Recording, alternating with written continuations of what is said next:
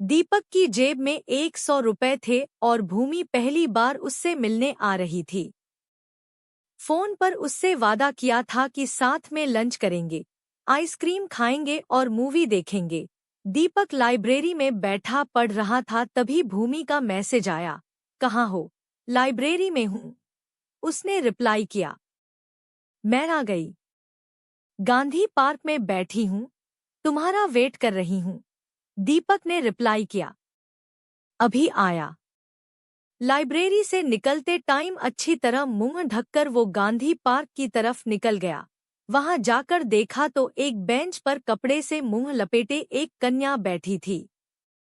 दीपक ने उसके पास जाकर कहा, चलें। वो भड़क गई, बोली, कौन है तू हरामजादे?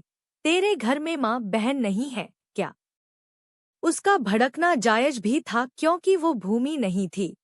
तभी भूमि वहां पर आई और उस कन्या से माफी मांगी, तब जाकर मामला शांत हुआ। अब दोनों पार्क से बाहर आए। भूमि दीपक की हालत पर हंस रही थी।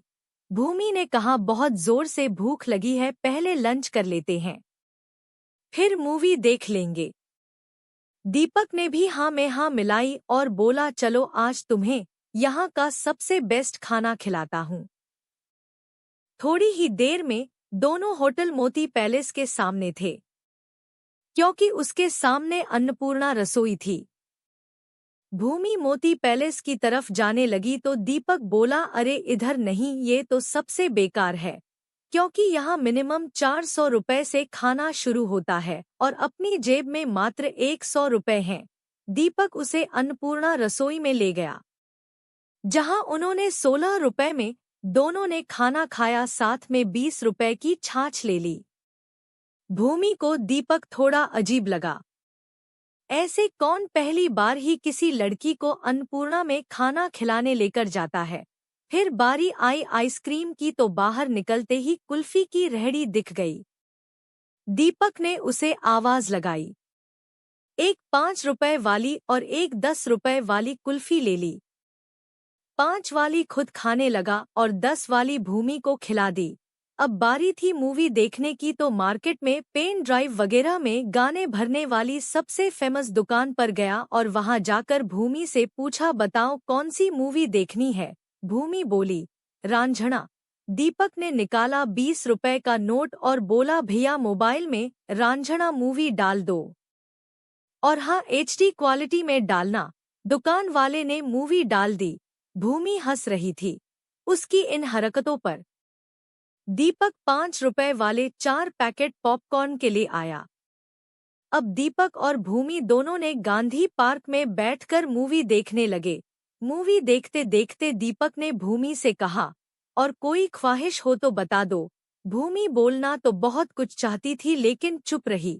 फिर दीपक ने कहा, देखो मैं मानता हूँ कि फिलहाल मैं बेरोजगार हूँ, लेकिन मैं मेहनत कर रहा हूँ और मुझे विश्वास है कि मैं एक दिन सरकारी नौकरी जरूर लगूंगा। उस दिन ही मैं तुम्हारे घरवालों से तुम्हारा हाथ मांगने आऊंगा।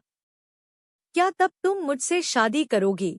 भूमि ने हंसते हुए कहा, अगर तुम सरकारी नौकरी नहीं भी लगे तब भी मैं तुमसे ही शादी करूंगी, क्योंकि मुझे तुम्हारा मैनेजमेंट मुझे बहुत पसंद आया। तुमने जब खाने की पेमेंट करने के लिए जेब से पर्स निकाला था, मैंने तभी देख लिया था कि तुम्हारे पास केवल 100 रुपए ही हैं।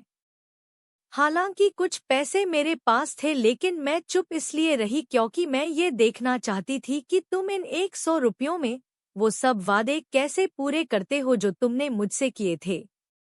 अगर तुम केवल मुझे इम्प्रेस करने के लिए उधार लेते तो शायद मुझे बुरा लगता, लेकिन तुमने उतने में ही मुझे खुश रखने में कोई कसर नहीं छोड़ी।